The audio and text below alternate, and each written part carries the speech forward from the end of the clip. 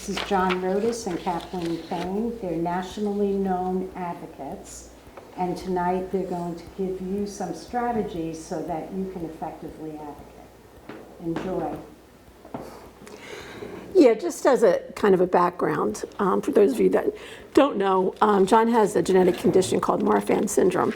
And about 20 years ago, it became so serious that he had to go on disability. And at that point, he became kind of frustrated with the whole process of, first of all, Social Security, but also just doctors not knowing a lot about his conditions. And that was 20-some years ago. Yeah. So since 2001. Yeah. So since then, we've been helping people, both not only with Marfan's, but with other connective tissue disorders. And it's also gone into other disorders.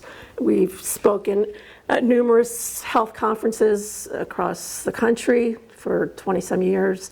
And so we just wanted to, kind of share some of our tips in terms of trying to advocate not only your medical situation, but some other situations. That was pretty good. You did a good job encapsulating what we do. I am a national disability and medical advocate, so I got very involved because I saw so many holes in the system and people weren't getting the support, and I myself didn't get much support, so that's why since 2001 I decided that I'm going to help other people with not just getting a disability, but as we'll cover here, all the different steps of advocacy along the way that I've learned, and I continue to learn.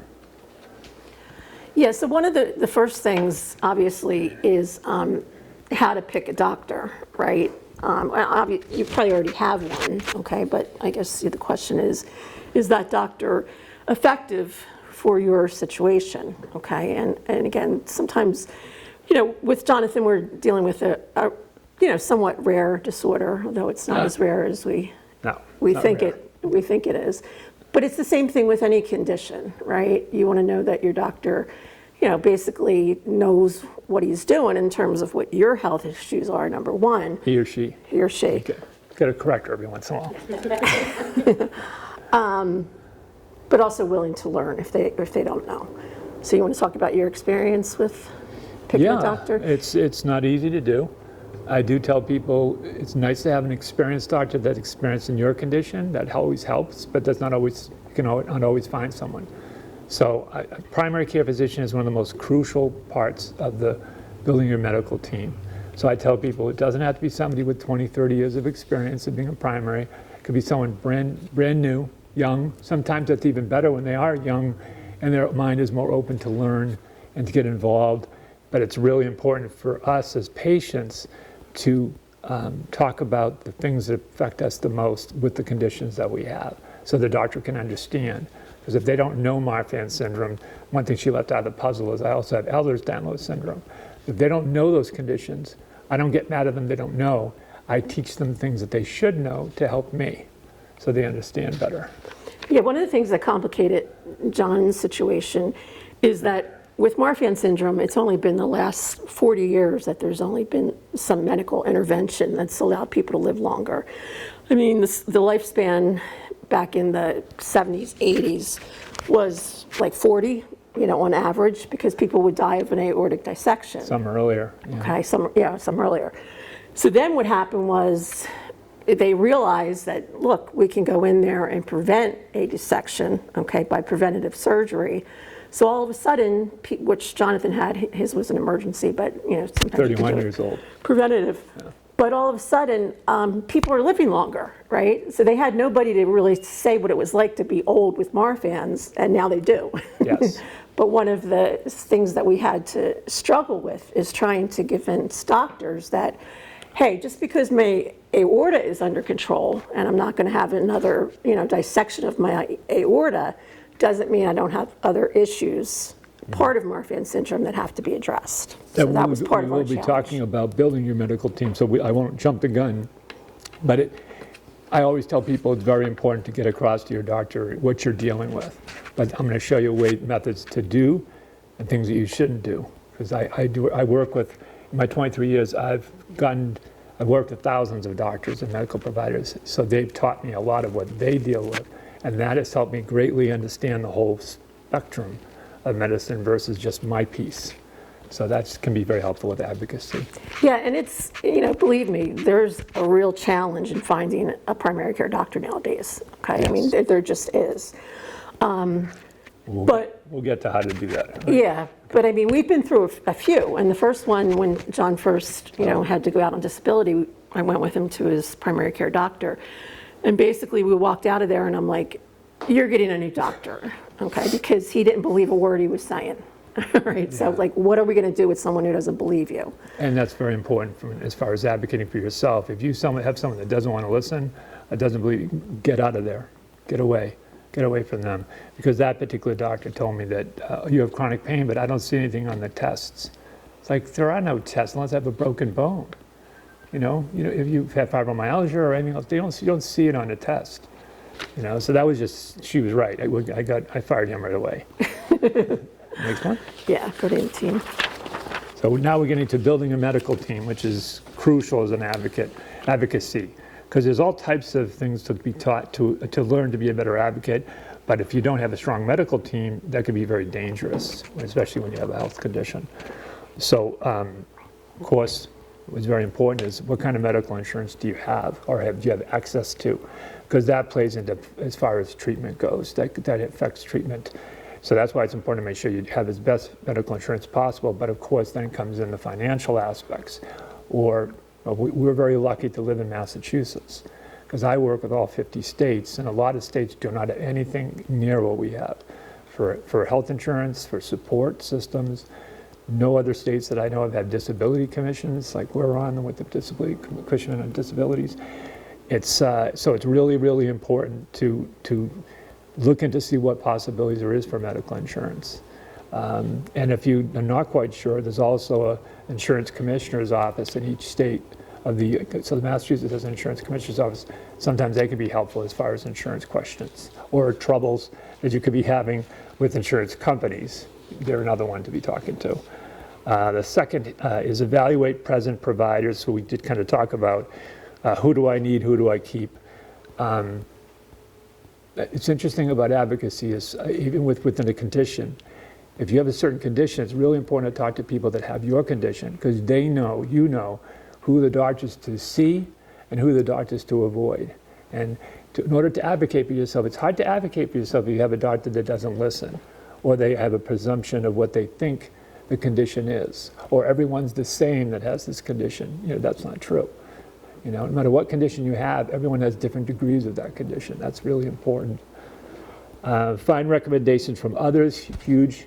I tell people all the time, the best ways to find new doctors is, one, if you have a doctor that you really, really like, that you respect and they respect you, ask them, who would you send your daughter or your son or your significant other to? And not just at the institution that they work for, but anywhere else. That's a great way to find good people.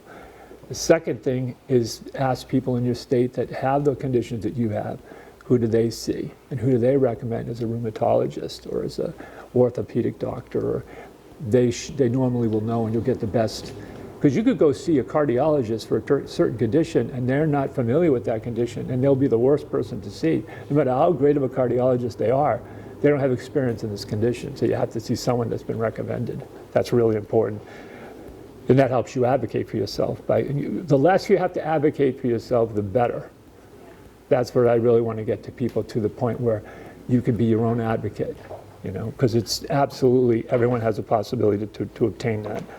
I have a question. Yeah. Are there, when you say ask other people in the state, I just thought of, can you go on Facebook? Are there groups that? Yes. Yeah. There must be, right? For different There are a lot of conditions? groups. Because my primary care physician, he goes on Google right in front of me. Yeah. Yeah, and I'm like, I want to change doctors, but then, no, there's none other available. Well, the thing with Google, which a lot of people aren't familiar with, and some doctors unfortunately have a bad feeling about it, it's actually gotten almost 90% of the people I know in several conditions, that's how they suspected they had the condition. They punched in the symptoms, and all of a sudden this condition came up. Yeah, but there's a group on Facebook for just about everything. Yes. I mean, all the conditions. I will say, Yeah. just a caveat to that is, don't take medical advice directly from anyone on Facebook. Right. Just please. Right. Yeah, Right, it's right. like a I'm grain in of type 1 salt. diabetes groups, and I'm like, oh my God, that would send me into a coma. But whatever works for one person may not work for another, Yeah. so it's helpful That's to true. get information as a jumping off point, but don't ever take medical advice That's from true. strangers. No, I'm Yeah, I- taking referrals for a Yeah. doctor that Mm-hmm. specializes That's how I in found that a lot of my- condition. Yes, I Yeah. actually, I wear many hats. I also run many groups and different conditions, but Ehlers-Danlos, Marfan's, Lowe's, Dietz, and mast cell, different ones. They're more my primary. But you're absolutely right. I tell people, don't give someone medical advice because you're not a doctor. Right. Not that we all know that certain medical doctors give bad advice, but you don't do that. So I tell my group members, you can offer suggestions. You can give names to them, but don't, say, this is what you have, or this is what nobody knows, Yeah. How to educate the provider. There's a lot of ways to educate the provider, but some providers do not want to hear that you're educating them because you're a layperson. I'm a layperson. No matter how much I know, I'm a layperson. So you do it very carefully, and you do it specifically. So if you're trying to tell them about your condition, bring them information and hopefully research. Valid research. Valid meaning that it's not like a research of 5 people were reviewed. It's an institutional review board research, something of strength to it. Yeah, the primary care physician that John has now is not only young, but he knew absolutely nothing about Marfan syndrome when John went to him. Nothing. But he is like so awesome. willing to learn. Yeah, because when my primary that I had, who I loved, said, John, I just got a promotion. I'm going out, I'm leaving here. I'm going to New Hampshire. I'm like, ah, crap. Now I got to start again. I'm like, and that freaked me out because that's my big doctor. So I said to him, who would you recommend? First here, who would you recommend a primary here? Knowing not my background, but my knowledge. And he gave me 2 names. He said, this one's really young, but he's very smart. This one here is he's older, but he's got a very kind of, goofy personality, but he's still also very good. I chose the young. I didn't want to deal with personalities. I don't need that. I have enough.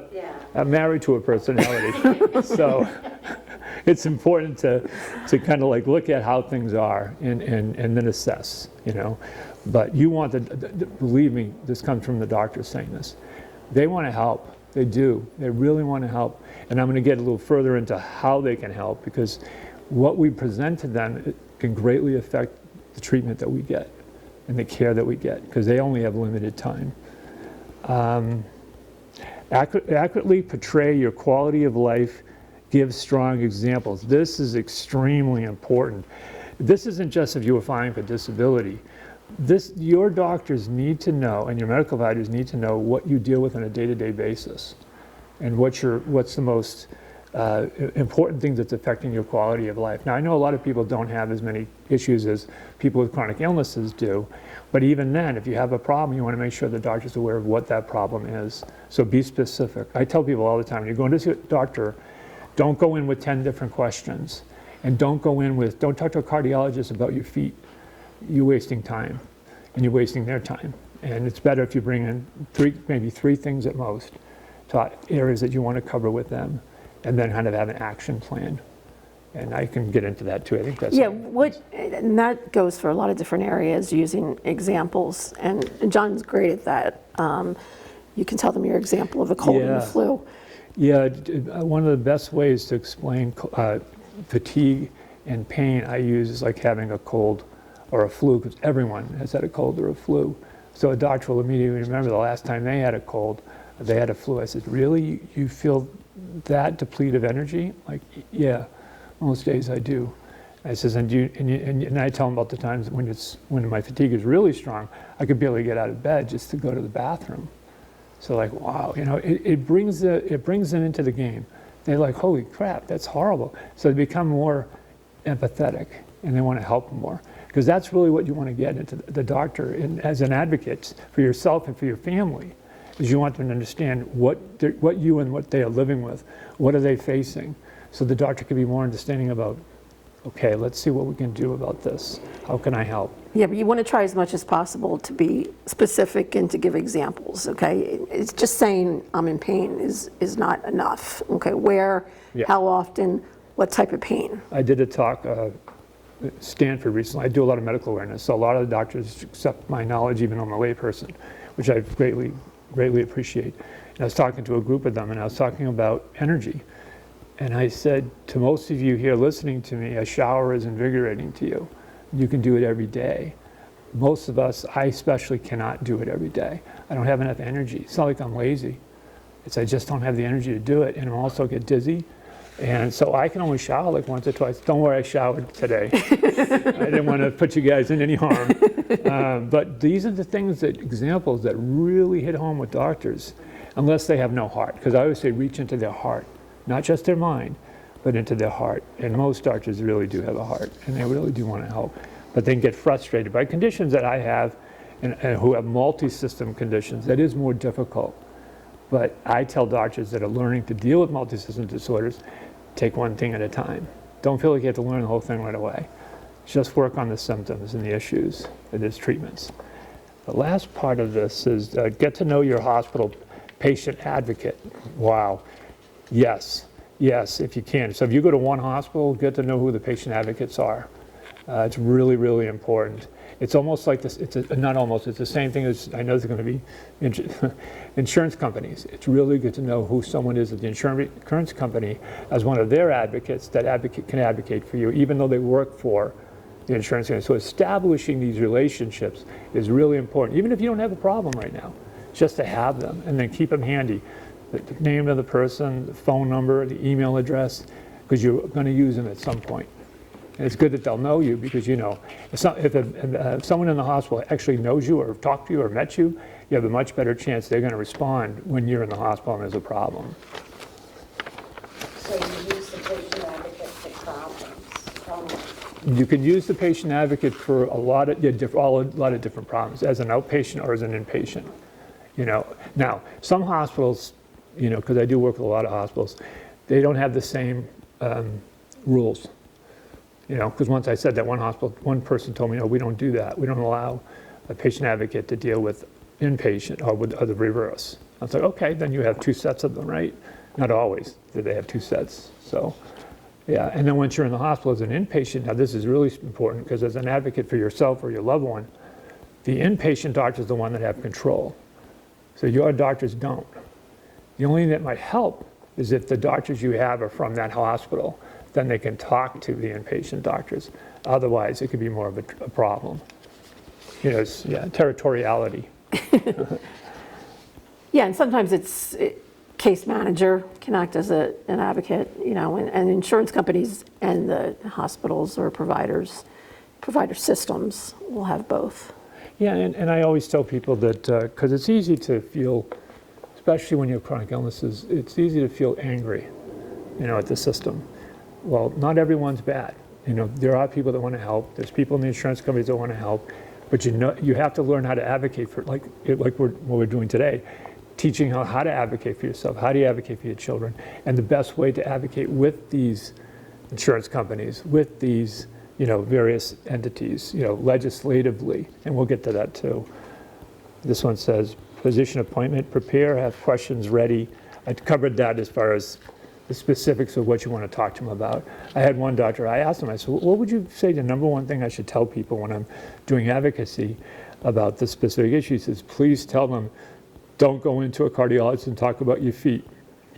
Specific topics about who the doctor is. And now, of course, we all have all these specialists that just specialize in one thing. You really want to make sure you're only talking about things that are pertaining to that specialty. Anything on this page? No. How come I'm doing all the work? She's turning the page. Yeah. She's turning the pages. I have a question. Yeah. In what scenario would you use a patient advocate for? What scenarios would you use to be a patient advocate, or to ask for a patient advocate? To ask for. Okay. In what scenario can they help you navigate? Depends on what type of advocate they are. That's really the main thing. So if you're, let's say, in the hospital, that's a whole different story as if you were an outpatient, as far as the type of advocate. It would be nice for you to have, your doctor is a great advocate, your primary care, if they're really willing to step up. Some, they're too busy. So then it would all pertain to the situation that you're in. So when I have an issue with insurance companies, I have to go and rely upon the agent. That's part of it. But I also have to understand how they work. Like, so insurance companies, they deny you, and then you appeal. There's certain steps to take after that where people don't realize is they just give up and they figure, I'm not going to get this. Well, you don't give up. That's not really where you use an advocate. It's where what you use is what things that I'm teaching is you create a network of, just like you build a medical team, you create a team of legislative people. So you get to know who your legislative representative is. The staff are there. You get insurance representative. You get, you build this like network of people. The reason why that's so important is because when you do run into a problem, you can use, I call the power of CC.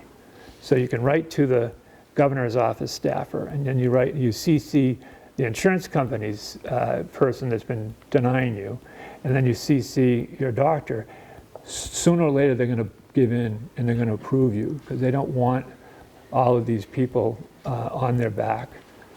Whenever you feel that you're not getting a service that is necessary for your health, we see patient advocates come up a lot when we have someone who needs a heart operation and the local doctor or the hospital they're in, the doctor has no experience with Marfan syndrome, right?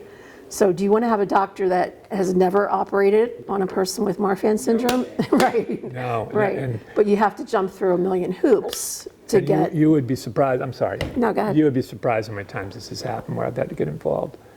A mother has her son, and he's definitely facing aortic surgery. He's going to have his aortic valve replaced and a large section of his aorta. And they said, we don't cover out of state. You have to go to this doctor. He's done these surgeries. Okay, how many has he done? Now let's look at the doctor in a neighboring state. And how many have they done? Hundreds. So that's when I basically show the math and go, this one's done 4. This one's done hundreds with success. So if you insist that they go to this doctor and this child dies, I will step forward and tell the court that I warned you that this is a danger. And they always back off and cover it. They always have. What is the advantage of them saying, go to this doctor as opposed to... Because it's their network. It's their doctors that are in their network. And that's what insurance will cover. Money. The money, yeah. Yeah.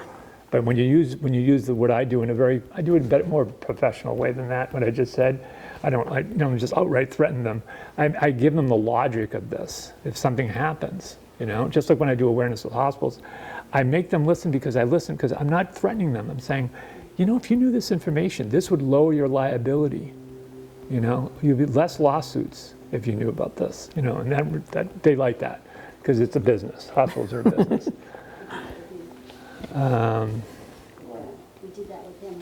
We took him from Children's in Boston to Minnesota. Good. Because he was going to have multiple surgeries in Boston at all different times. But in Minnesota, at another hospital, they did them all at once. And Right. we explained why, and it was, he was top notch. Yes. And we approved it, and we went out of state. Right. Glad you did that. A lot of people don't. A lot of people, and don't get me wrong, I'm not knocking Boston hospitals, but it's Wonderful you. things for certain things. Yeah, you have to look in to see what are my avenues. The gold is a second opinion, always. I don't care how good someone is. You look at second, maybe even third opinions, but with something like that, there's much more to it. So you need to make sure that, hey, look, I got to get the best quality of care for my son. I'm not going to just risk it on, I won't say the name of the hospital because this is being recorded, but a lot of the hospitals tend to be, we have the biggest egotists in the country right here in Boston, but we also do have some of the greatest doctors in the country, as well. But yeah, I'm glad you did that because that's hard. It shouldn't be as hard as it is. Let's just say that. It shouldn't be hard as it is. That's why I try to teach everyone to be an advocate. And that. It was a very experienced person, and how we found it was through a listserv of other parents who Right. said this doctor's, that's all he performed. That's right. These That's beautiful. surgeries. Right. Yeah. Did you have a doctor that supported you from here to go there? In other words, a The primary primary, care, but not the, not the surgeon, not the surgeon or another doctor. but you the had primary like a care. doctor behind you, right? Yes, we had to, we needed, You Right. have to run down the day. and yes. Well, But he had just performed so many. and it was yeah. all See, at that's so once. important because there are doctors that, like this surgeon that did hundreds, he wrote a letter, and he stated, I have done almost 300 surgeries. I've only had one person that died, 1 out of 300. That's pretty amazing for that kind of a serious heart operation. But that's really important to get good care and don't assume that, oh, this is the best place. Not always the case, you know. Yeah, I mean, and things, you know, you don't realize how complicated surgeries can be. I mean, Marfan syndrome, you know, obviously NEDS. it's the heart or it's the aorta, but the tissue of a person with Marfan syndrome is completely different than an average person, okay? So if you don't have a doctor who's experienced, they're gonna go in there and someone described it once, the tissue's like tissue Yeah. paper. Yeah, It's just so different from anyone else's tissue that there's a whole different way of going about the surgery, right? I've had cases where I've gotten people to go and get checked out because I didn't like what I heard. Like if somebody, as an advocate, I've learned this, not medical advocate, I've learned this. If someone says, oh, my brother died, and my father died like in their 30s, and like, and then they have the condition, I'm going, well, what's the size of your aorta? What's your measurement? And they'll say, oh, it's 4.3. And what is your surgeon telling you? What is your cardiologist saying? Oh, we don't have to do anything till 5.0. I says, they're absolutely wrong. I said, because that's dangerous. I said, for people who have familial history of dissection, you have to lower that number considerably. So that person at that time, they went to their cardiologist and provided my full credentials, which I have a reason why I have all my full credentials. So when they look at it, they're like, okay, I guess this guy knows his stuff. So they had a surgeon, they did the screening, and they're like, oh my God, he's dissecting. So if they had waited the 6 months, he would have been dead. And when the surgeon went in, he said it was like wet tissue paper, you know, which is really scary. So that's why it's important to know what you're, know what you're dealing with. And not to, you know, make John's head any bigger than it is, but he's actually literally saved a few lives by doing just that. You know, given the example he just gave, somebody talking and saying, well, my aorta's 5.0. Well, why aren't you having surgery? Well, they said just wait. No. You know? But it's also nice as an advocate is you know doctors that care, then you can contact them and say, could you talk to this doctor? So that's another way I get in different conditions. They may not know the name, but then I'll say what they do. I'll say, oh, this is the guy that is meant, the disease is named after him. Oh, okay, I guess I should listen to this person, you know. Now this newly diagnosed condition slide that we have is finding out, you know, what does it mean? What conditions do you have? What's the extent of, learn as much as you can about the condition, because things are always changing, and there's so much research going on now. I've seen more fruition of research that's been going on for the last 10 years happen in just 4 months. It's very exciting because there's stuff coming out now that's actually going to be able to apply it to, you know, it's crazy awesome. So it's good to know what your condition is, who does the research, what the status is. Yeah. And, you know, obviously you're right in terms of your doctor shouldn't be looking at Google. But, you know, the average person, it's not such a bad thing. I mean, Mayo Clinic has incredible information on there. I mean, they're one of the best hospitals in the world, obviously. And PubMed, is it? Yeah, PubMed's good. You know, it's they a have, full document. you know, the research isn't, I mean, it can lead you to other research, you know, obviously, but, you know, there's nothing wrong with you as a layperson getting on the computer and finding out as much as you can. And you don't take everything at face value. In fact, I see more You people know. with the condition know more than most doctors that even treat the condition. That's Yeah. how it should be. Right. It is. Until you find a specialist, like, I know with the thyroid hormones testing, they changed the standards. Yes. For what is, and some doctors are still using the old range, and they're like, Yeah. no, you're within range. No, I'm not. But they don't want to hear that. Right. Yeah, well, So they'd yeah. rather, even though you're symptomatic and everything, they're like, Mm-hmm. no, you're in range. They're looking at a number instead of a person with symptoms. Yeah, Right. they do that with a lot of different things. They do that with certain criteria. There's a thing called the, and I'm going to forget what it is, the Beighton scale. It's like the gospel for Ehlers-Danlos. It's flawed. And I've talked to a lot of doctors and researchers, and I asked them, what do you think of this? And this is, yeah, it's flawed. There's so many areas this is wrong, but it's still being used, you know? So I won't get into how I'm working on that too, but there's always a way to solve something. There's always a way to make it better. I've often thought that, particularly with adult clients as well as young children, it would be wonderful if you could go to the hospital, talk about all of your symptoms, and have a transdisciplinary team. So you had a group of people looking at you at Yeah. the same time. Have you ever been to a hospital where you have had that kind of experience? That's a good point. Yeah, that's a good question. Not a hospital, but what we have, which is actually amazing, the Marfan Foundation, yearly for its conference, has a medical evaluation team prior to when the conference starts. So you have the best experts in Marfan's, which is not just cardio, by the way. There's a Right. lot of, it's a multi-system disorder. It's a clinic called a clinic day. There's, a couple different things that can go wrong with Marfan syndrome. And the biggest experts in the country are there to evaluate people. And it's just amazing. I mean, But can you also- imagine having the best experts in the world, Yeah, and sitting it's- there and it's all free. examining you? It's all free. right? It's all, That's if you know you have Marfan. What if you don't know what you have, you just have a set of symptoms? you still can be seen. They can still see you. They'll still evaluate Oh, they you. will? Yeah.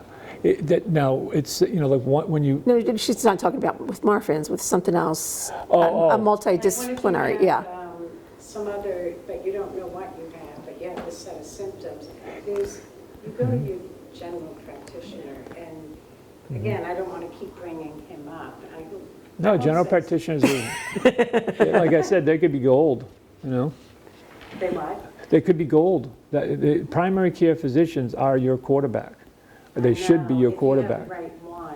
Right. Yes, and that's the most important, is finding that Right. right one. So that's why you ask questions, because your sister could have somebody that's And they're fantastic. supposed to do that. But Yeah, the, I know, but what they do is to say, oh, so you should see the endocrinologist. Yeah, or yeah. Right. Right.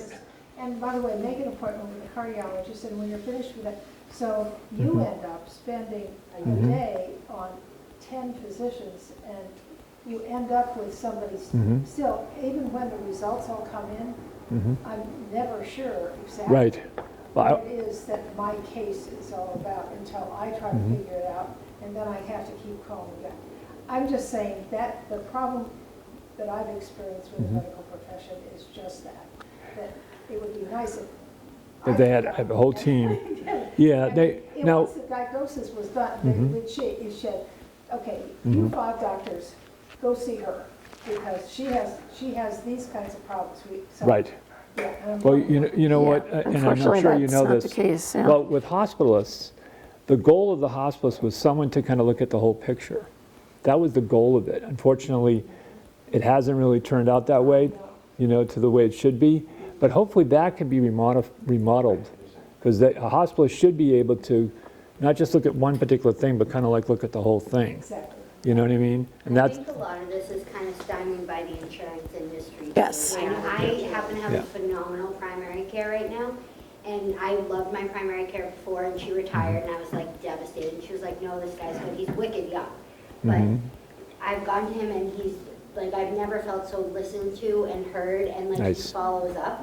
Yeah. And like, so I was in the hospital for my surgery, and he called me. It was out of his network, but he's so clicked in. So these people do exist. they Right. do, they in the do. world. And I They do. am just so grateful that he's like this, because I've had some crappy primary cares, I've had some crappy endocrinologists who, I have type 1 diabetes, it's not rare by any real stretch, but they're not used to it, so they're like, oh, you're 160, I'm like, yeah, like, give me a medal, don't, like, Well, you know what I mean, it Yeah. can get exhausting. No, to have that's to why it's so important to chat. see a doctor, like, with not just with multiple conditions, Yeah.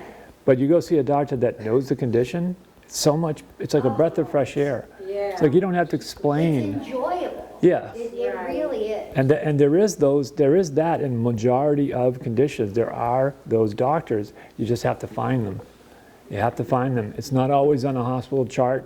You go look at their individual bios, you don't always see it. But people will know, and like I said, or maybe I didn't say, But you can have a cardiologist that's really awesome. I won't say the name of the hospital, I won't say the name, but there's a rheumatologist, a neurologist that I know, and she's outstanding. I sent her an Ehlers-Danlos woman there, and she was horrible. And the woman, I know her, I know she wasn't exaggerating. The things the doctor said to her, I was like, I will never send any EDSer to her again. It wasn't like I won't send somebody who has a condition that she understands, but she basically made this woman feel like she was making things up. And it really irritated me. So I couldn't say anything to the doctor at the time. But 6 months later, I wrote her. And I said, oh, I do a lot of medical awareness. Would you like to learn more about Ehlers-Danlos, and Marfan syndrome? And she said, sure. What would you like to? And then I went into the things that I knew that she had said that were not true. But she didn't have any inkling of that. She's just like, oh, I didn't know that. Really? It causes that much pain? Yeah. Yeah, it's not. And you walk a fine line trying not to insult a doctor as opposed to trying to help them, or educate them. A lot of times in my medical awareness, I get the doors open because of doctors that know me. And they'll tell the people before I am invited or come in, they'll say, listen to him. He knows his stuff. He's not a bullshitter, because a lot of people bullshit. I never bullshit. If I don't know something, I'll say, I don't know. I'll see if I can find out. It's worse when someone thinks they know something, especially if they're a doctor, and they act like they do when they really don't, It can actually hurt you. They can hurt you. Yeah. Prescribing the wrong thing. Yep. Really in a condition. And some of the nurses are awesome. I have seen more nurses that really are on point. They have a broader scope of analysis, and my own personal experiences, that's the area I'd love to see expand. Because we are running out, our shortage of doctors is getting worse and worse. The other thing the other people that don't get enough credit are pharmacists. They know more about education than any doctor 1,000 times over. As far as medications go. Yeah. Yeah, because you got to be careful there. Yeah. Yeah, no, she's right, because I've had a lot of doctors I respect, will say, oh, let's put you on this. I say, I can't take that, I'm on a blood thinner.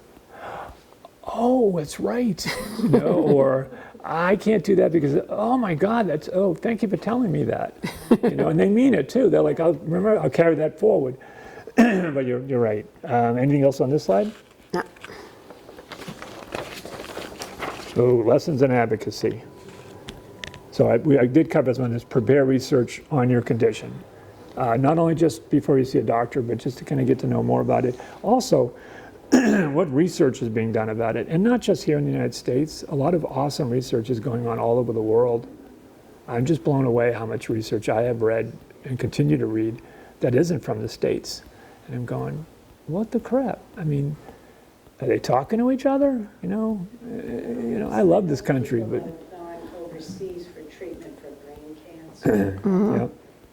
It's not allowed, that procedure in the United States. It's again, who's controlling treatment Right. ultimately. Yeah, and to be a great advocate for yourself or your family, you have to understand the boundaries, because there really shouldn't be any boundaries. It should be more like, what is being done? I mean, there's things going on in Europe right now that are changing medicine. But here, I love this country. There's a lot of great things about it, but there's certain parts of research that are just too slow because of the structure, of how we do things. There's procedures that I know in Europe that work that are not approved here in this country. And it's like, what? This works. There's a 15-year history of this thing working. Why don't we have that here in this country? Right. Specifically, it's a heart surgery. And they've never lost a person. Yeah, 15 years, no one's died from this surgery, and it's not FDA approved. It's not FDA approved, and it's just. I know it's being taped, so FDA, don't come after me. It's just the truth. Get your shit together, okay? So lessons in advocacy covered on the research side. Kath, anything on here? Yeah, once again, I put here, have your medical records available, whether it be on, a disk or a flash drive or whatever. And it's just taking control over, right now, it's a lot easier than it used to be because everybody has a portal, right? But it used to be, when we started doing this, we would tell everybody to, gather all your medical records and put them on a flash drive so that, if you go to a hospital, they know exactly what your history is, which can be important. So now it's a little easier, but again, just try to take control of as much about your medical condition as you can. And we have the, On those portals, I noticed recently, you should go in and check that your medications are correct, because Yeah. the way it works, at least on most of them, most of mine are through Epic, so whatever, but if you change medications, you have to say that you've changed it, but then your doctor has to say, yes, that's right. Right. And for adding things, so it's like, I always make sure mine is up to date, and I'll email my doctor real quick and say, I just fixed this, can you change it? Yes. So the Yeah. portals have been a game changer for me, because I see people all over, but yes. just make sure it's up to date and just read through the labs and make sure everything's That's shown awesome. correctly, because you don't Yeah. want anybody treating you based off bad information just because of a technical, Yeah, and you want to make sure, not just the medication, but you want to make sure what's in the record is accurate. yes. Because they could say something like, oh, she has conversion disorder or something. It's like, no, I don't. Where'd you get that, you know? It's just, everything being digital is a double-edged sword, because it's one misclick and now you Exactly, have and some then- other disorder. And then other doctors with the same system, they're going to judge you on what they see, and if it's inaccurate. But the other thing that is happening, this is a little early, I know I get involved with so much reading and research, is that even though AI has its positives and it has its negatives, but one way at positive is the AI is going to be able to give hospitals the avenue where doctors don't have to be writing stuff all down, and that they'll take in the information. They'll have more time to spend with us and to actually dialogue with us, whereby it will be broken down. But then, once it's done, then it's their job to take a look at it. Is this accurate? So, you know, they're not totally cut out of the paper process, but, you know, that's going to help.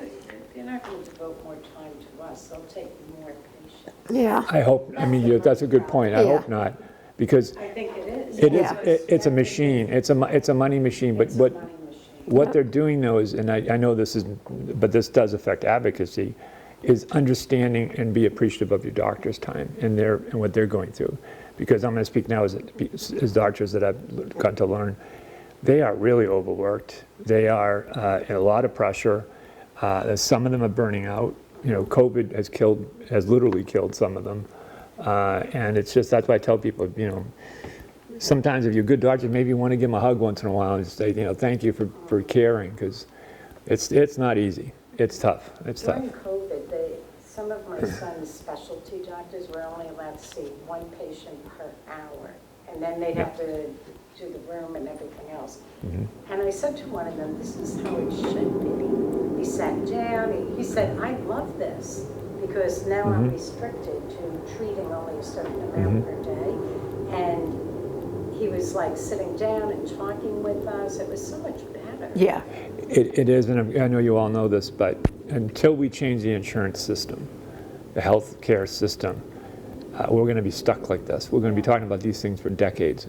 We have to change it, because you should be able to have that kind of care from every doctor. That's why doctors are leaving the hospitals and they're starting their own practices, but they don't accept insurance. So how do you afford that? You know, that's because of the system. If the system was different and everyone can get insurance and it'd be covered, then we'd be cool, you know? Anything on this page, Kath? No, just, I mean, and this is kind of common sense, but emergency room visits, you know, you're going to see mistakes happen. I mean, first of all, if you've ever read an emergency room medical record, they're notoriously incorrect. I mean, I've been doing this for 30 years in terms of this kind of work in personal injury, and I can't tell you how many, you know, there's not too many that are correct. Most are incorrect, which you understand because they're saying so many people at one time, but there's just a lot of mistakes with your emergency care. And also, it's good to have somebody with you if you possibly can. And I hate to say this, but you know this is true. Women are disrespected far more than men. You know, it's just so sad in 2024 that hasn't really improved, because I see that in a lot of my work.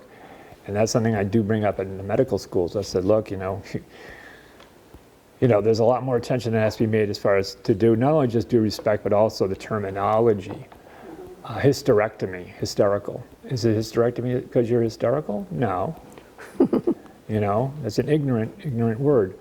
So why that's important is because if you do have a man in your life that is, you know, or someone that sometimes it can help, unless they're ignorant. because you don't want to bring anyone with you that doesn't understand what you're dealing with. That's only going to make it worse. I've seen that happen. I had my two sisters come in I didn't ask them to come. They just came in. They pissed the doctors off. And this is my work, and they were just saying my health, and I'm in the hospital, and they're saying all the wrong things. I'm going, I didn't ask you to advocate for me. Stop. You're saying all the wrong things. But it is good to have somebody with you, because when you're in there and you're not well, it's hard to have, even when I'm in there and I'm not well, I really have to focus on what I need to say, So that part's important. I have this little like laminated card with all my meds on it, and I actually need to update it now that I'm looking. But somebody pointed out on the back I should list like my brief overview medical history too. So if I'm in the ER, like when I had migraines, I couldn't even like talk. I just like handed it over. Right. And, Yes. And then I knew they knew all the important stuff. Right. Right. I started an organization called the Connective Tissue Coalition, and one of my initiatives is not going to happen overnight, but it's basically going to give an avenue for ERs to be able to know who's sitting in front of them as far as their conditions. It's not just if they're in the hospital system, but more specific to this is what brings them in, and then it deals with how you treat it. So that way you cut down on all the BS. You know what I mean? It's like this person's coming in vomiting and passing out. Oh, okay, they have mast cell activation disorder and they have dysautonomia. Those two things are key things in causing those two things. What do we do in that case? This is the treatment you give them, IV treatment, et cetera, et cetera. That's going to cut away a lot of the time spent, the misdiagnosis, and the mistreatment. So hopefully down the road we'll be able to do that. Yeah. And also changing, I know this is going to sound really grandiose, but we could be less advocates if the system was better.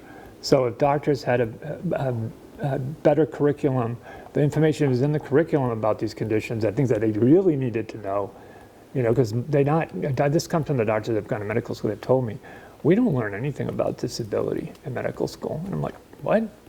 No? What? Most people have disabilities of some sort. No, we don't learn that. We're trained from the male anatomy, not the female anatomy. It's like, what? Male and female anatomy, there's so many differences, but instead of getting angry, you do something about it. Just like as an advocate for yourself or your family, it's easy to get angry. Don't get angry. Figure a way to solve the issue, solve the problem, and get the right people to help you, because there are some really good people to help. It was tough during COVID when people with disabilities had to go to the hospital, people with intellectual disabilities. Yes. And they weren't allowed to bring anybody in with them. Yes. Right. Yes. They couldn't answer the basic questions. Right. No. And couldn't get treated. Right. Because Yep. nobody was there. So finally the governor said, yes, you can bring a support person. I hate to be Mr. John, you know it all, but one of the things I had said to one of my not colleagues, he's a doctor, I said, why can't you have a cell phone? And that's what I started doing, bringing in the cell phone so they could actually talk to that person. So that, because cell phone's not going to bring anything with you already have the sickness. It's just, so they did, some of the hospitals did actually do that. And it's good because they were able to talk to, and God forbid the person passed away, but, an opportunity to talk to the person. Just as an aside, what we've had to kind of fight against, Jonathan Larson is a playwright who did Rent. I'm sure you know Rent. The movie too. And the night before Rent opened on Broadway, he went to 2 hospitals in New York City, okay, not in Nebraska or whatever, New York City, complaining with certain symptoms. They sent him home, don't worry about it. He dissected and died, okay? This was the night before the play opened. At his apartment, 2 major hospitals, of course, In New York City. They were also, they won the case, the family. But yeah, and he did not know he had the condition. He did not know he had Marfan's. They found out through autopsy. That's a lot of times when you do find out you have the condition, if there's nobody else in the family. Yeah, so yeah. Yeah, but if, that's why, we've tried to, That's why advocacy is so important. and awareness. And I do love the internet. There's a lot of positives to it. And then one of the things is it's literally at your fingertips. You can find answers, And one person, I won't say who it is, but one of the heads of the organizations ridiculed Dr. Google. And I didn't say it, but one of my people said, do you know that most people get their suspicion of the diagnosis through Google. You know, basically saying, what are you talking about? Don't have that attitude, that's stupid. Oh, we're gonna go see an expert in order to get you care, in order to find out if you have it. And not unless it's genetics, or the right doctors, What else you get? So I wanted to mention just a little bit about advocacy in educational settings. I think everybody's familiar with IEPs, okay, and 504 plans. And I mean, these come from federal laws, so there's a lot of things that a lot of people don't know that they can do. For instance, I have a client who didn't realize that she's supposed to be at the IEP meeting about her child, right? They would just do a report and send her the results of the report. Well, no, you have a right to be there and to advocate for your child, okay? So, and again, the same things that we've talked about, go along in the advocacy for educational. A lot of what you spoke about is applicable to educational advocacy. Yes. Knowing about the laws, Right. Yes. getting educated about the disability and educational interventions. Right. Yeah.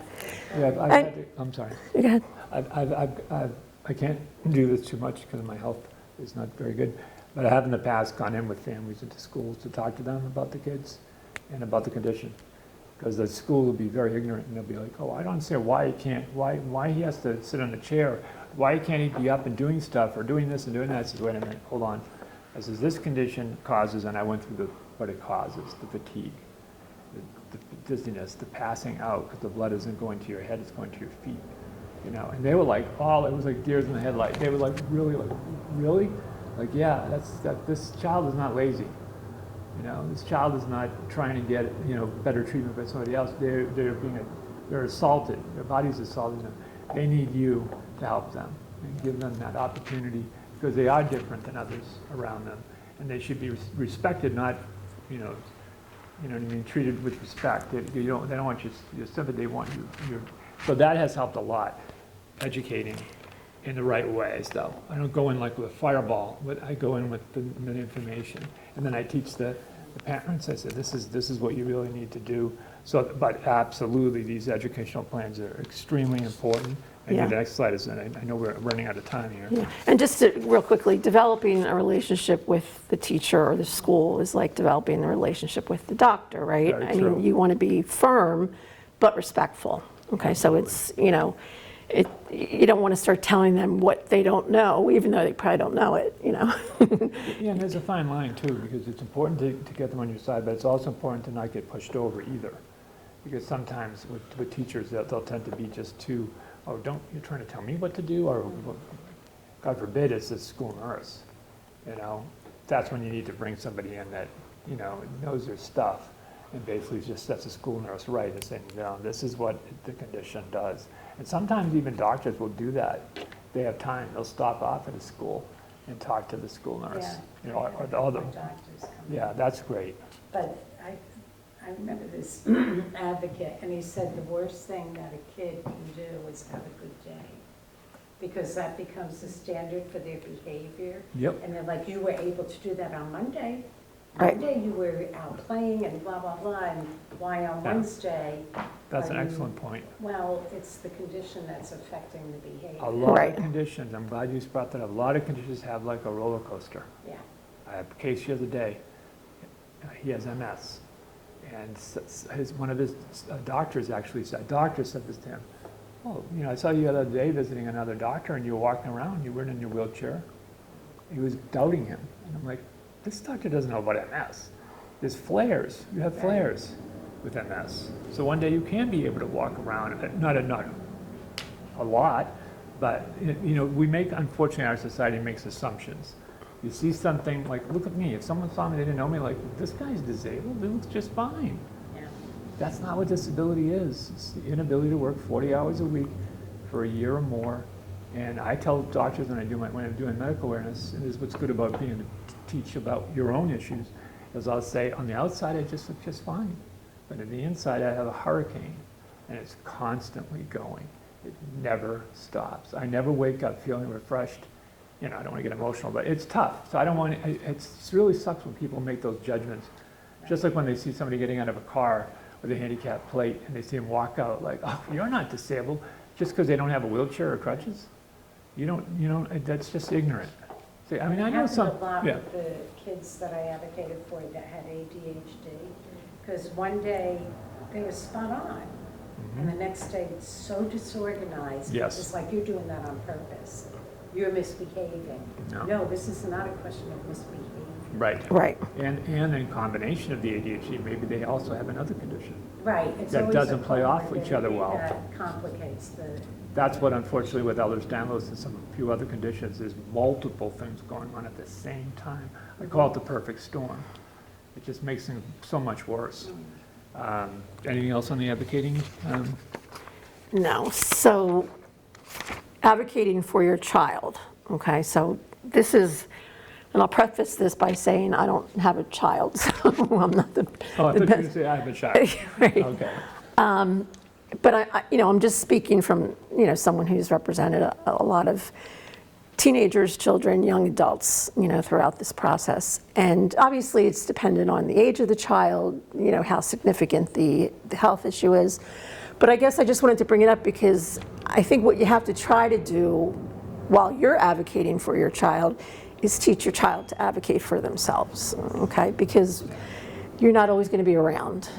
And it really, I have so many, and I just happen to have a number of them right now, of young adult girls with EDS, because EDS mostly affects women, and they're severely affected, and their mother is, and again, they're young adults up to 25 or whatever, and their mothers are very protective, which of course you can absolutely understand.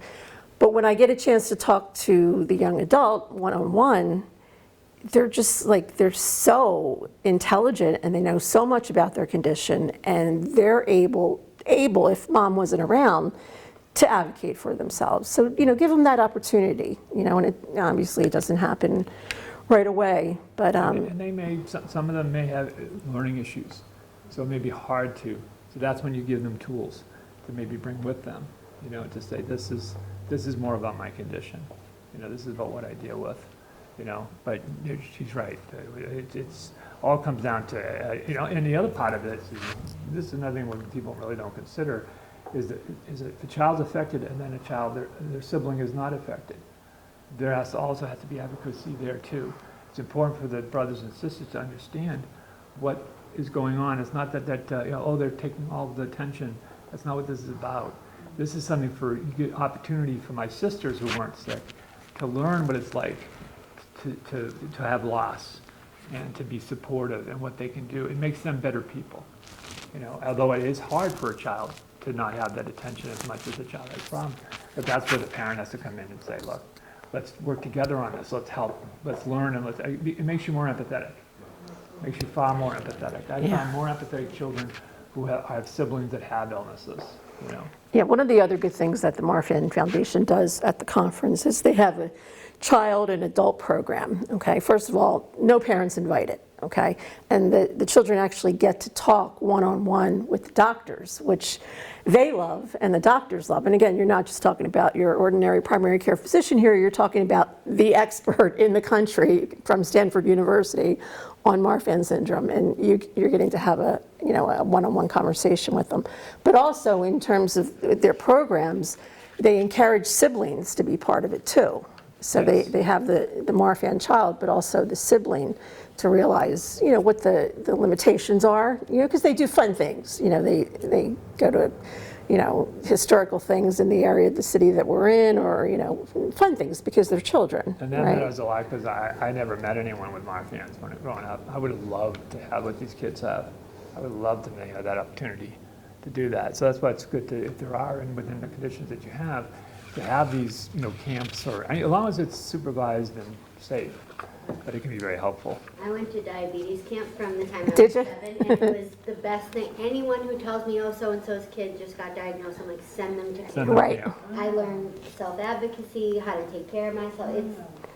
We Was it actually have a overnight? reunion in October, and I'm very Good. excited. Yeah, it was 2 weeks. My parents shipped me off, and it was good for my sister too, because then she had 2 weeks where she could have all the junk food in the house that she wanted.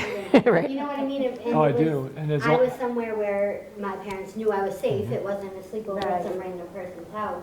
No, it's so If there, and important. there are a lot of camps, like the camp I went to is the Barton Center for Diabetes Education, so Yeah. Clara Barton Camp for Girls with Diabetes. Yeah. But there are some camps that change every week through the summer what disabilities or disorders they work with. So I think there are probably camps for most things, and it's, Yes. I have my core group of girlfriends where we'll like reignite the text and be like, I've been 300 for 3 days, I can't figure it out, anybody else, like, you know what I mean? Right, You have right. people to troubleshoot with, and like Because now you that we're relate, getting older, you, they're they having relate kids, to you, and you don't Yeah. have to like, explain, you don't have oh, to I explain have to them. things sewn Yeah. into my wedding dress, like, you know, Right, it's, right. it's really important. It is, Yeah. it makes a world of difference, and that's why it's harder when you have a very, very rare Yeah. disorder, because there's less of you. But even then, there's ways to deal with that. Well, what happens with Marfan syndrome too is it's a physical thing, okay? Most of the time, not all the time, but people are tall, very tall, very much always- taller not than. always though, right? Yeah, not always, but taller than, they're the tallest in the class, right? And they're really super thin.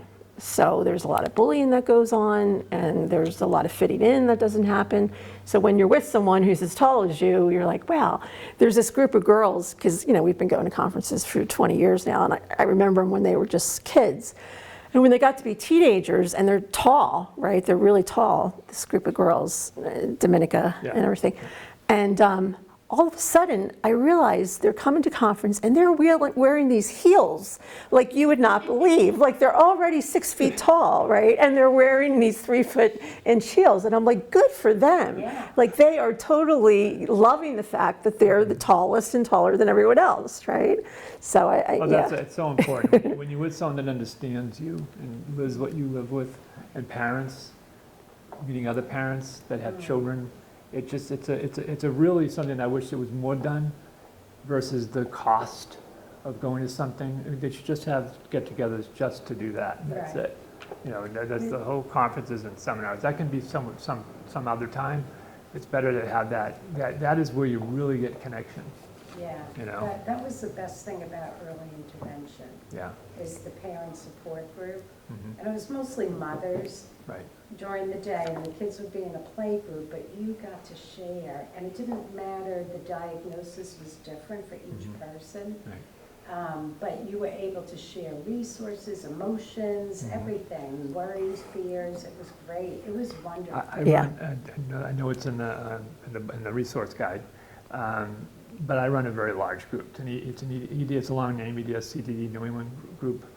Why I'm bringing that up is because there's people from all different kinds of conditions. It's not like 1 or 2 or 3. There's at least 30, 40 conditions. And there's so much relation that they understand each other. Like even if one has Marfan's, one has Ehlers-Danlos, one has Lowe's-Dietz, so one has mast cell. There's so much that you go through that too? Yes. Do you deal with, oh yeah, and it just is a camaraderie. And there's also more support. It almost becomes like a big family. And that's really, really essential. Yeah, Anything else on this? John never met anyone with Marfan's until you were, what, 40? Yeah, Oh, really? But yeah. were you diagnosed? I was a spontaneous mutation. That means I just genetically spontaneous. So none of my family has it. Oh, okay, Yeah. but what age do you usually get diagnosed with Marfan? All depends upon the symptomology. Unfortunately, Okay. a lot of times it happens if someone in your family died, had a dissection. So unfortunately, a lot of times people will die and say, oh, it's a heart attack. It's wrong because there was no autopsy done. But when they do the autopsy, like, oh no, this wasn't a heart attack, this is an aortic dissection. But what happened with John was, he was, 8 years old, and he had a really good, smart primary care physician who told his mom that he thinks he has something called Marfan syndrome. So his mom and John kind of put it in the back of their head. They had no idea what that meant. And John went on to do all the things we know now he shouldn't have done. Oh, I did everything. Lift weights and, jump out of planes and, airplanes. And then when he, Mountain biking and then all of a sudden, a normal aorta is 2 centimeters, okay? He wasn't feeling right, went to Beth Israel. His aorta was 8 centimeters, okay? He was, dissected. any minute it could have ruptured and he could have died. I was known in actually my cardiologist now says, you were called the miracle man, because everyone thought, how can he survive after all that? But the difference between John and Jonathan Larson that I was talking about, who they sent home from the ER, is when he went to the ER, he happened to mention, oh, they told me I have something called Marfan syndrome. And there happened to be a really smart surgeon there who was like, what? Right, now we know what to do. And that's saved his And life. he was also a young doctor in the ER. Yeah. He didn't want, they were going to send me home. And he's like, I don't feel comfortable sending a guy who has Marfan syndrome home. Let's go in, and they did an internal scope, and that's when they saw that regular 2 go all of a sudden go into 7 or 8. They go, he's dissecting, we're gonna get him into emergency stat. And I heard everything because they have you half lit, you know, so I'm like, Did they replace it? yeah, they had to replace the whole section of the aorta with the Dacron graft.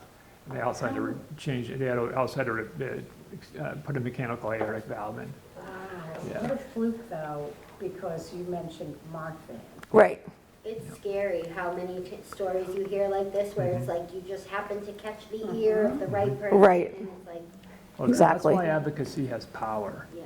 Because there's Yeah. so much knowledge, and then you can help other people advocate and learn about things that they should be on their radar. You know what I mean? If you feel something is wrong, or you, as a mother, mothers have this extraordinary radar that you sense something is wrong. My sister sensed her son had fallen on the ground, took him to the hospital. They went and sent him home and said, I don't feel right. I don't like this. So the surgeon, he came in the room and he talked to her and he goes, I'm going to go check on him. And he did, and he found an aneurysm from the fall. And he said he would have died, hours more. So they took him right to surgery. The best part about John's story is the night before, he was in Montreal with a bunch of guys, right? And John is not a drinker, but one of the guys said on the way home, do you want me to get some beer for you? Because they were, had a big van and they were all, going home. And so John drank beer all the way home, and they later told him if he hadn't, he would have died because the alcohol thinned his blood. Of course, I've been doctors sober will, for 9 years, but maybe I need to read.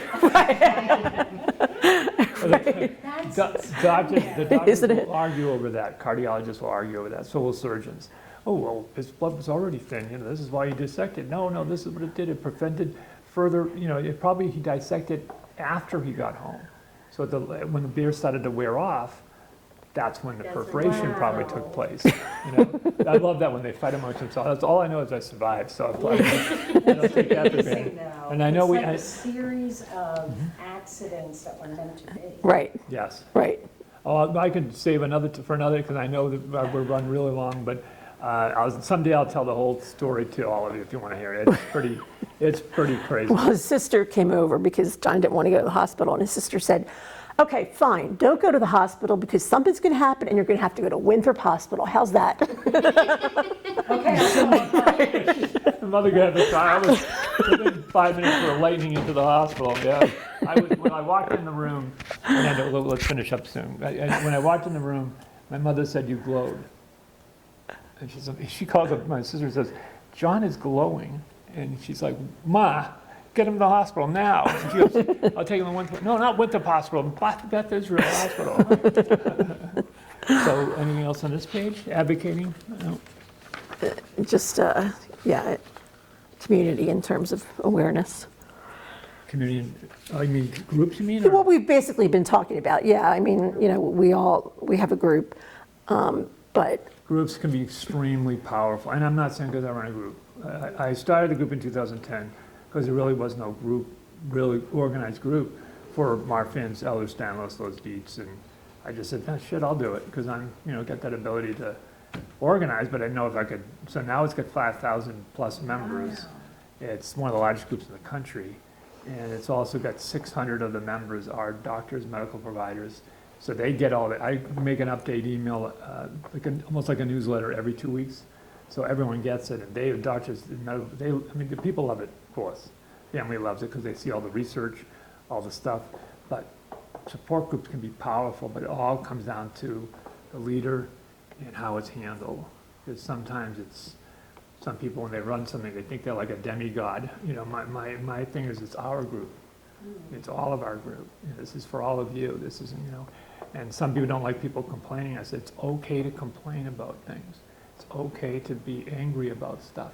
but then let's turn it to action. What can we do to solve this problem? Instead of just complaining about it, let's fix it, you know? Yeah, but like you said, you have to be careful. I mean, Yeah. there's always going to be somebody on there that thinks they know everything, and it's usually wrong, you know, when they, Dispensing information. Yeah. So how do you generate content? Do you look for content all over the world?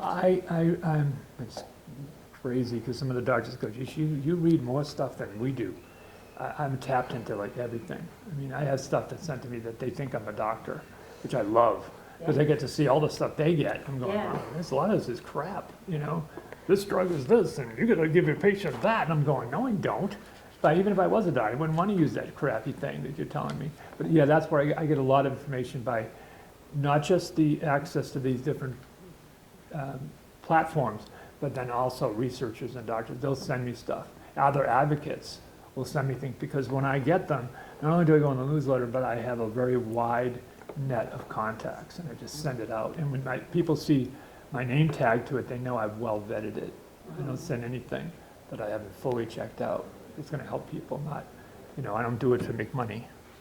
Do you think the treatment is better in the United States than outside? Well, that's a tough one. There's a lot of great treatment in other parts of the world. But It all depends. specifically from our, Oh, from our fan, yeah, United States, Miss Thompson, yeah, it does. I mean, for the most part, yes. United States, yes, it does. And it actually has clinics. Very few conditions have actual clinics dedicated to the condition. There's multiple clinics all over the United States, which is great. yeah. And that's really helpful, where Ehlers-Danlos doesn't. You know, Lowe's doesn't really either. Most conditions don't. There are some that do, which is, I know there's ataxia clinics, which is great. yeah, I mean, there's research being done all over the world, and specifically some of the European countries, but I think what we have here is we have the community involvement, you know, and I think that a lot is due to Marfan Foundation, you know. The community involvement? Yeah, I mean, just getting, We're going to differ here. Okay, no, the community involvement is a lot of things, Kath. It's not just an organization. no, I know, but I'm saying, you know, if we didn't have that, would we Oh, have would the we- clinics? Would we have, you know what I mean? Yeah, okay, I could correct myself, she's right. We do have the clinics, there's a lot, and she's not always right. Don't build up her fat head. Yes, the Marfan Foundation absolutely helped get doctors more interested. And then the doctors who got more interested, they saw these children dying at a young age, they got motivated. They're like, I'm going to do something about this. But yeah, there's a lot to that. But we got to wrap this. What do you else to say? I think that's all we have. Did we cover all that stuff? Yeah, I just put the last page. John didn't like my title, Help is All Around. Yeah, I hate that title. Help is all around. What the crap is that? Help? It sounds like an Oompa Loompa thing. Help is all around. What she meant was, well, you read help meaning there's all kinds of avenues of help. Right? I would have phrased it as help. Yeah, one of the things we didn't mention today that we've mentioned in the past, I know, is when you have a problem, contacting your legislature. Now, who the legislature is, that's key. You should know somebody at the governor's office. You should know somebody at the state representative that represents where you live, like Winthrop, who your state representative are. Get to know the staffer, at least one. The governor and them. Federally, you can pick one of the two or both and get a staffer at the congressional level, and then have those contacts I mentioned earlier. That just greatly improves your chances for getting support. Yeah, for instance, in the disability process, if I have, a client contact one of their representatives, it's not like they're automatically going to get approved, but it's like the Social Security office knows they better take this seriously. They better not make mistakes on this one, because there's somebody looking at them. The more eyeballs on it, and like I said, the power, that's one of my terms, the power of CC is powerful. Yeah. It's really powerful. And that's why I told people, get their emails, get their email addresses. Make sure you know who you talk to. A lot of times, she does the same thing. She'll talk to someone like, oh, did you write down the name of the person and the extension, the phone? Really forget. I'm like, well, don't complain tomorrow when you call back and you didn't get what you're supposed to get, it's your fault, not. What else is on this list? There's a website, patientadvocate.org, Oh, yeah. and it's very helpful. Yeah, patientadvocate.org. I will not ever promote anyone or groups that I haven't fully vetted out. They are an excellent organization. And they have all kinds of great things to look at to assist. And that might be, I think we might have it in the book, in the resource book. If we don't, then it's something that definitely in the future we need, because they're dedicated to, they actually even have gone to a point where they give stipends to families that need help with medicines and dealing with illnesses. And I haven't found anything that I would say, ooh, they stink. No, it's almost all progressive, which I'm very excited about. And anything else do you have to say? That's it.